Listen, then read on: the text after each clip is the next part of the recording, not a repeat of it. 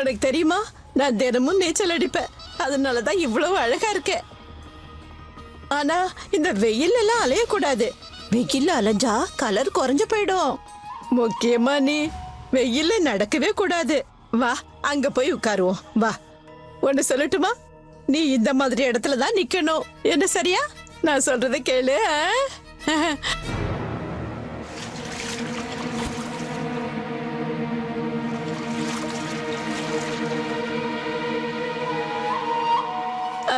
நிக்கத், எனக்கு ரொம்ப பசியா இருக்குமா.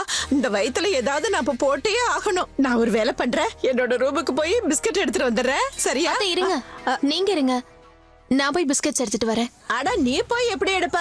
நான் பிஸ்கட் எங்க வச்சிருக்கேன்னு உனக்கு எப்படி தெரியும்? தேவையில்லாம டைமை வேஸ்ட் பண்ணாத. நான் போய் எடுத்துட்டு வரேன். அத்தை, நான் இங்க தனியா நின்னு என்ன பண்ண போறேன்? அப்ப நீ ஒரு வேலை பண்ணு. இத வச்சுக்கோ. நம்ம இம்ரான் வந்த உடனே நீ இத கொடுத்துரு. என் செல்லம்.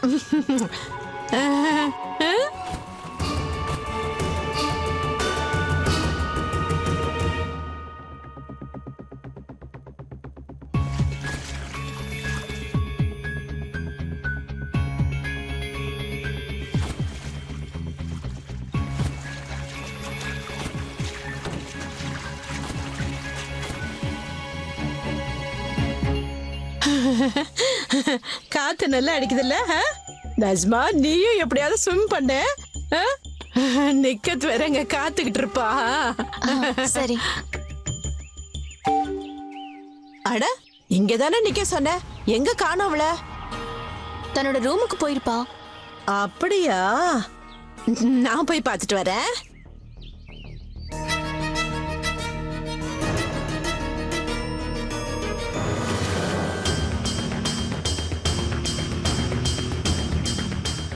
யா அல்லாஹ், அட அவ அங்க போய் நிக்கிறா. நான் இவளை இங்க எல்லாம் நிக்க சொன்னேன். இங்க பாரு நஜ்மா.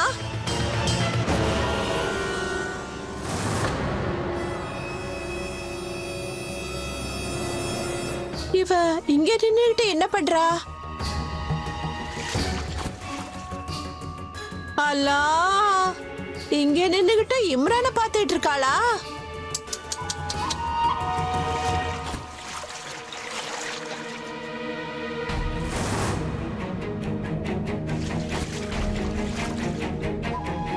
அவளை பாத்தியா? எப்படி அவ உத்து பாத்துக்கிட்டு இருக்கான்னு பாரு. அவ எப்படி கண்ணை விரிச்சுக்கிட்டு பாக்குறான்னு. தன்னோட புருஷனை அங்க ரூம்லயே விட்டுட்டு வந்துட்டா. அப்புறம் இங்க வந்து நின்னு நிக்கு. உன் புருஷனை எப்படி உத்து பாக்குறான்னு பாரு. அப்படித்தானே?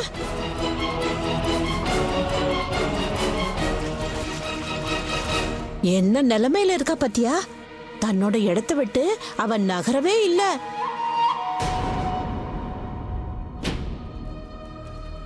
அத்தை ஏன் இன்னும் இங்க வரல? நான் இங்க இருந்து போயிட்டா அத்தை வந்து தேடுவாங்களே.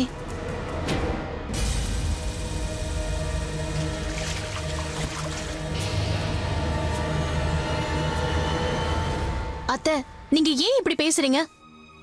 அவ கேம் தான் பாத்துக்கிட்டு இருக்கா. அட, நான் கட்டுப்பாட்டோட இருக்கிறவ. எதையும் தெளிவா சொல்லிடுவேன், நிம்மதியா இருப்ப. இப்ப நீயே சொல்லு, நிக்கத் விளையாட்ட மட்டும் பாக்குறாளா இல்ல கம்பிக்கு பின்னாடி நின்னுகிட்டு இம்ரான பாத்துக்கிட்டு இருக்காளா? சொல்லு.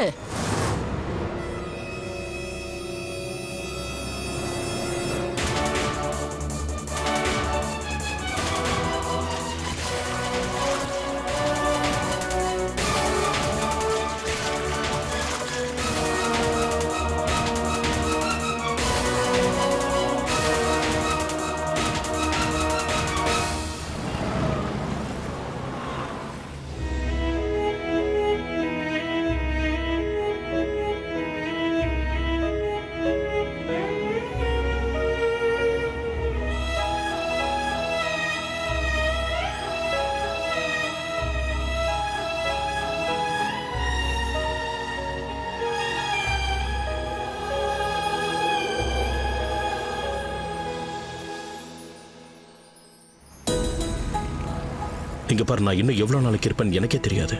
இந்த உலகத்தை விட்டு போறதுக்கு முன்னாடி நான் என்னோட முழு ஃபேமிலியோட சந்தோஷமா வாழணும்னு ஆசைப்படுறேன். டாக்டர் என்ன சொன்னார் தெரியுமா? அவரோட இதயம் ரொம்ப வீக் ஆயிடுச்சு. ஆனா அவர் சொல்றதை கேட்டா அந்த மாதிரி தெரியலண்ணா. ரொம்ப கேப்பபிளா இருக்காரு, எதையோ நினைச்சுக்கிட்டு இருக்காரு. ஆனா அவர் என்ன செய்ய போறாருன்னு சொல்ல. ஆனா எனக்கு என்ன தோணுதுன்னா ஏதோ ஒண்ணு பெருசா பிளான் பண்ணிட்டு இருக்காரு.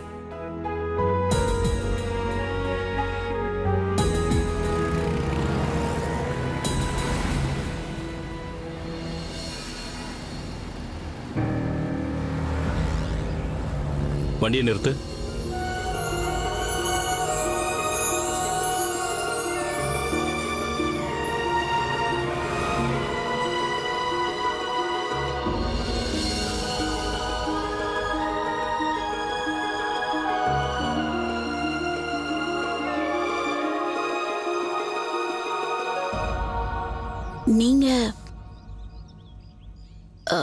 நீங்க இந்த நிலைமையில நீங்க வீட்ல தான் இருக்கணும் ரஷித். நான் இப்ப நல்லா இருக்கேன் தில்ஷத். முதல்ல விட பெட்டராகவே இருக்கேன். இப்போ நான் டாக்டர் கிட்ட செக்கப்புக்கு தான் போயிட்டு வரேன்.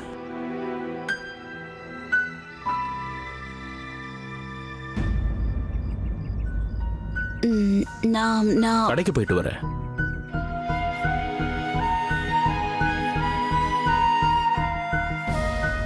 எனக்கு தெரியும் தில்ஷத், உங்ககிட்ட பேசுறதுக்கு முன்னாடி எல்லா விஷயத்தையும் ஷெரின் கிட்ட பேசிட்டு வாங்கன்னு என்கிட்ட சொல்லிட்டேன். நான் ஷெரின் கிட்ட பேச தான் போறேன்.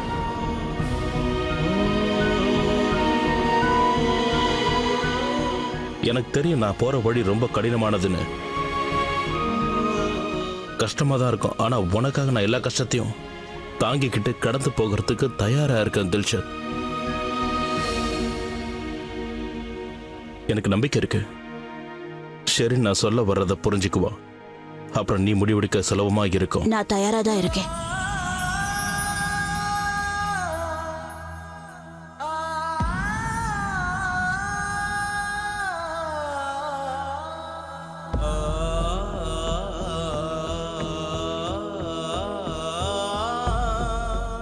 ஆமா ரஷித், நான் தயாரா தான் இருக்கேன். நீங்க சொன்னது சரிதான் ரஷித். இன்னும் நாம எத்தனை நாளைக்கு வாழ்வோன்னு யாருக்குமே தெரியாது. இந்த வாழ்க்கை ரொம்பவே சின்னது ரஷித். பாதி வாழ்க்கையை நாம கோபத்திலையும் வெறுப்புலையுமே கழிச்சிட்டோம். ஆனா இனிமே அது வேண்டாம்.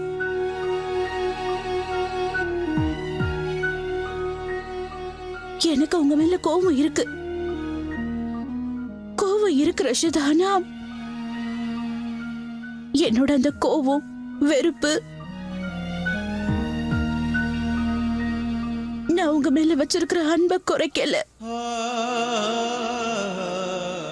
ஆனா இந்த உலகத்து மேல உள்ள பயத்தால மத்தவங்களுக்காக என் மனசுல இருக்கிறத வெளியில சொல்ல முடியல. உங்ககிட்ட நான் எதுவுமே சொல்லல ரஷித்.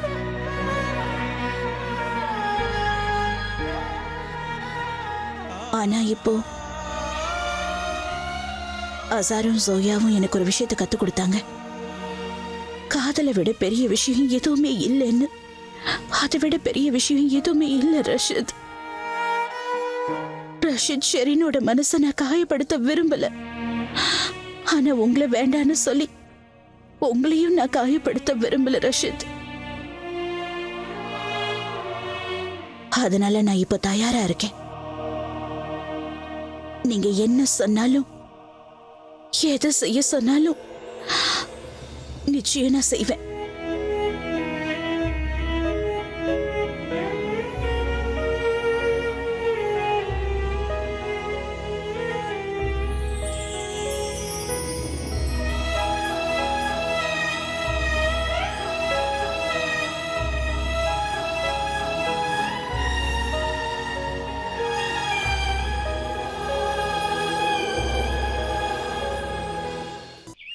ரசியா, நீ இப்ப நடந்துகிட்டதுக்கு நான் எந்த அளவுக்கு தலை குனிஞ்சு நிக்கிறேன்னு நீ கொஞ்சமாவது புரிஞ்சுக்கிட்டியா? இங்க பாருங்க, என்னை நம்புங்க. இந்த மாதிரியான தப்ப நான் மறுபடியும் பண்ண மாட்டேன். ஜோயா அயான் பண்ண பிரச்சனையினால ஏற்கனவே என்னோட மதிப்பு குறைஞ்சு போயிடுச்சு. இப்போ நீ நடந்துகிட்ட விதத்துல இருந்த கொஞ்ச நெஞ்ச மரியாதையும் போயிடுச்சு. நான் எப்படி தலை நிமிர்ந்து நடக்கிறதுன்னு தெரியல. இப்ப எல்லாரும் என் மனைவிக்கு பைத்தியம் வேற சொல்றாங்க. வீட்டுக்கு வந்த பொம்பளைங்க கிட்ட நீ தரக்குறைவா நடந்துகிட்டு இருக்க. அவங்க பர்காவை தூக்கி பாக்குற. பத்தாக்குறைக்கு ஹஜ் கமிட்டியில இருக்கிற தேமு சார் எனக்கு ஒரு டாக்டர் நம்பரை கொடுத்துட்டு போறாரு. இங்க பாருங்க, நான் தான் சொல்றேன்ல, என்ன நீங்க நம்புங்க. இனிமே அப்படி தப்பு எதுவும் செய்ய மாட்டேன். கவனமா இரு. நீங்க நிம்மதியா மீட்டிங் போயிட்டு வாங்க. மீட்டிங்க்கு தேவையான ஃபைல்ஸ் ஸ்டடி ரூம்ல வச்சிருக்கேன்.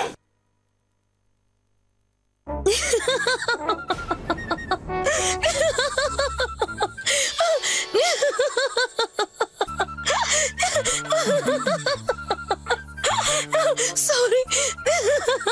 இப்ப நீ எதுக்காக சிரிக்கிற? இதுல சிரிக்கிறதுக்கு இப்ப என்ன இருக்கு? சரி மன்னிச்சிருங்க. இதுல சிரிக்கிறதுக்கு ஒண்ணும் இல்லைனாலும் ஆச்சரியப்படுறதுக்கு நிறைய விஷயம் இருக்குல்ல அண்ணி. அண்ணி, உங்களுக்கு என்னுடைய அலிகர்ல இருக்கிற அத்தை ஞாபகம் இருக்கா? அந்த தஸ்வீர் மஹால் கிட்ட இருக்காங்களே. தெரியும், அந்த பைத்தியக்காரி. ஆமா, அவங்க ஆரம்பத்துல இருந்தே இப்படி இல்ல. இந்த மாதிரி தான் அவங்களும் முதல்ல பேச ஆரம்பிச்சாங்க. வீட்டுக்கு வர பொம்பளைங்க கிட்ட எல்லாம் ரொம்ப தப்பா நடந்துக்கிட்டாங்க. அதுக்கப்புறமா கொஞ்சம் கொஞ்சமா 4 மாசத்துல முழு பைத்தியமாவே மாறிட்டாங்க. ஆனா அண்ணி, உங்களுக்கு இன்னும் 4 மாசம் பாக்கி இருக்கு. அதுக்கப்புறம் பைத்தியம் பிடிச்சிரும். வாய மூடு. நீ ஏன் இப்படி உளறேன்னு எனக்கு தெரியல. அட எனக்கு ஒண்ணுமே ஆகல ஷெரீன். இது எல்லாமே எதிரியோட வேலை. அப்படியா? யார் இந்த எதிரி? நான் இன்னும் பார்த்ததே இல்ல. ஓஹோ அண்ணி, அப்ப நீங்க ஆவிக்கிட்ட சண்டை போட்டுட்டு இருக்கீங்களா? சாரி. சரி, நல்லா சரி.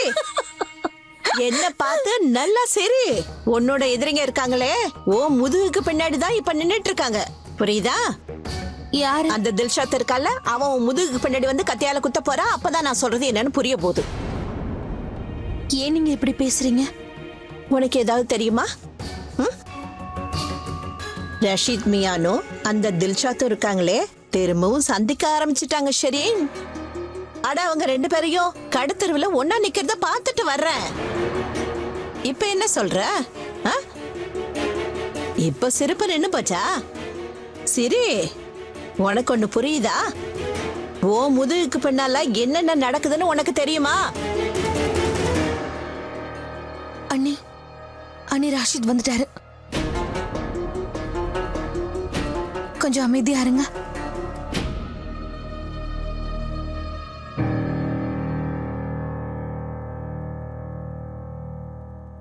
ரஷீத் மியான், உங்க உடம்பு இப்ப எப்படி இருக்கு? இப்போ கொஞ்சம் பரவாயில்ல. ரஷீத், ஜனாப் ஷேக் ஹைதர் சார் இந்தியா வர போறாராம். அவரை நீ நம்ம வீட்டுல தங்க சொன்னியா?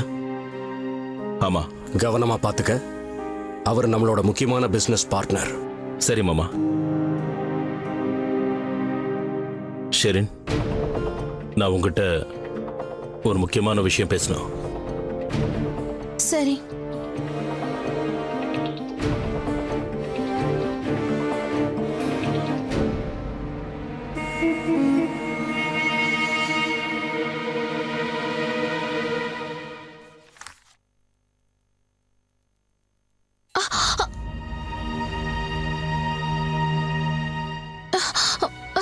என் முடி மாட்டிக்கிச்சு.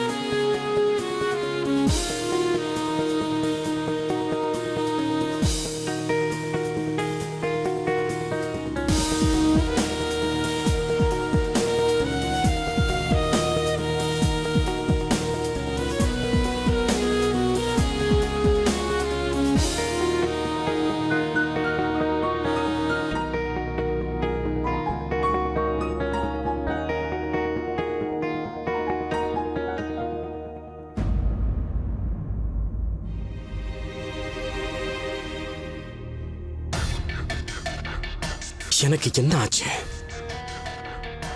இல்ல, நான் நிக்கத் முன்னாடி தலை குனிய கூடாது. அதனால தானே நான் வரக்கூடாதுன்னு நினைச்சேன். ஆனா இந்த அம்மா தான் என்னை என்னமோ செஞ்சு இங்க வர வச்சுட்டாங்க.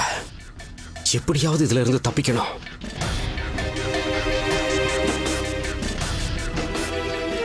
ஃபரான்,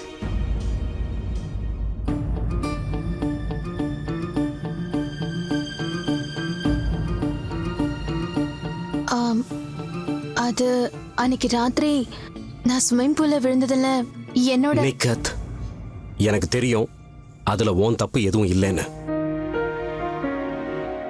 அது ஒரு ஆக்சிடென்ட். அப்புறம் அதை நீ என்கிட்ட ஜஸ்டிஃபை பண்ணணும்னு அவசியம் இல்லை.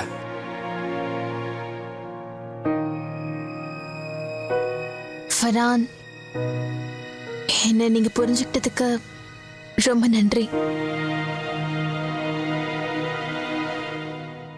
நிகத், அது எனக்கு ஒரு அர்ஜென்ட் ஃபோன் பண்ணணும். இங்க நெட்வொர்க் அவைலபிள் இல்லையா? அதனால ஒரு நிமிஷம் நான் வந்துடுறேன்.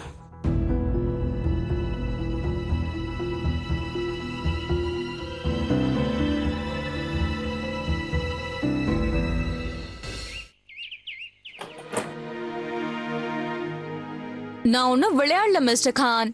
I'm serious. உண்மையாவே நிக்காவுக்கு அப்புறம் நான் வேலைக்கு போக ஆசைப்படுறேன். இதனால உங்களுக்கு எந்த ப்ராப்ளமும் இருக்காதுன்னு நான் நினைக்கிறேன்.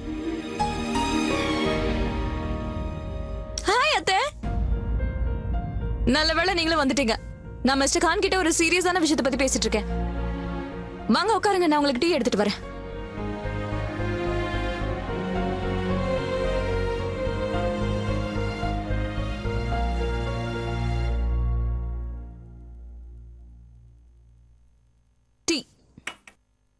சோ அத்த விஷயம் என்னன்னா, இக்காவுக்கு அப்புறம் நான் ஜாபுக்கு போலான்னு நினைக்கிறேன். ஏன்னா நான் ஒரு இன்டெலிஜென்ட்டான பொண்ணு, ஸ்மார்ட்டான பொண்ணு வேற. அப்புறம் இந்த உலகத்துல எந்த வேலையை வேணாலும் என்னால பண்ண முடியும். அதனால நான் ஒரு சிம்பிள் டிமாண்ட் வைக்கிறேன். நான் நிக்காவுக்கு அப்புறம் வேலைக்கு போகணும்னு நினைக்கிறேன். ஆனா மிஸ்டர் கான் வேண்டான்னு சொல்றாரு. நான் உங்களை வேலைக்கு போக வேண்டாம்னு சொல்லல மிஸ் வர்க்கி. நீங்க வீட்ல இருந்துகிட்டே வேலை பாருங்கன்னு தான் சொல்றேன். ரியலி? எப்படி? எப்படின்னா, சிந்தாம பீட்சா சாப்பிடுறது, டேபிள் மேனர்ஸ் கத்துக்கிறது, அப்புறம் கண்டபடி போடுற திங்ஸ் எல்லாம் க்ளீன் பண்றது, இதுதான் உங்களோட full time job. Mister Khan, I'm serious. Day 1ல இருந்தே பொண்ணுங்களோட சுதந்திரத்துல உங்களுக்கு அப்படி என்ன ப்ராப்ளம் இருக்குன்னு தெரியல. என்னை பொறுத்த வரைக்கும் எல்லா பொண்ணுங்களும் இண்டிபெண்டா இருக்கணும். அப்புறம் வேலைக்கு போறது அவங்களோட ரைட்ஸ். இது சிம்பிளான விஷயம். ஏன் உங்களுக்கு புரிய மாட்டேங்குது? கரெக்ட் தான். எல்லா பொண்ணுங்களும் சுதந்திரமா வேலை பார்க்கணும்னு தான் நானும் விரும்புறேன். ஆனா நீங்க வீட்டுல இருக்கணும்னு ஆசைப்படுறேன். ஏன்னா நீங்க வீட்டுக்குள்ள பண்ற வேலையை நாங்க சமாளிக்கிறோம். ஆனா ஆபீஸ்ல போய் நீங்க இப்படி பண்ணீங்கன்னா அவங்களுக்கு ஹார்ட் அட்டாக்கே வந்துடும். நம்ம நிக்காவுக்கு அப்புறம் நான் ஏன் வேலைக்கு போக கூடாது? அப்படி அதனால உங்களுக்கு என்ன ப்ராப்ளம்னே எனக்கு புரியல. அப்புறம் எனக்கு என்ன தோணுதுன்னா, பர்சனலி உங்களுக்கு எந்த ஒரு ப்ராப்ளமும் இருக்க கூடாது. ஏன்னா அத்தையே வேலைக்கு போயிருக்காங்களே.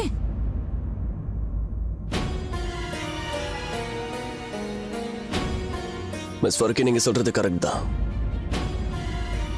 அம்மா வேலை பார்த்துக்கிட்டு இருந்தாங்க. ஆனா அவங்க விருப்பத்தோட சந்தோஷப்பட்டு அந்த வேலையை போய் பார்க்கல. அவங்க மிஸ்டர் ரஷீத் அகமது கானால தான் வேலைக்கு போக வேண்டிய நிலைமை வந்துச்சு.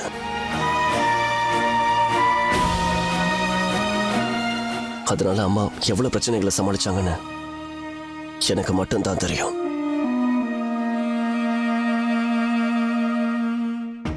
எனக்கு அதுல விருப்பம் இல்ல. மிஸ் வர்க்கி, நீங்க என்ன பண்ணணும்னு நினைக்கிறீங்களோ தாராளமா பண்ணுங்க. நான் எப்போ உங்களுக்கு துணையா இருப்பேன்.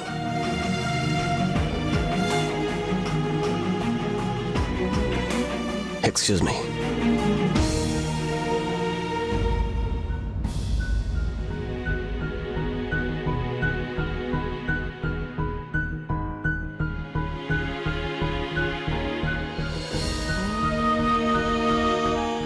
யா அல்லாஹ், ஹசாரை நான் எப்படி சமாதானப்படுத்துவேன்? ரஷீத் கூட சேர்ந்து வாழ போறேன்னு எப்படி சொல்லுவேன்? இது இது எப்படி நடக்கும்?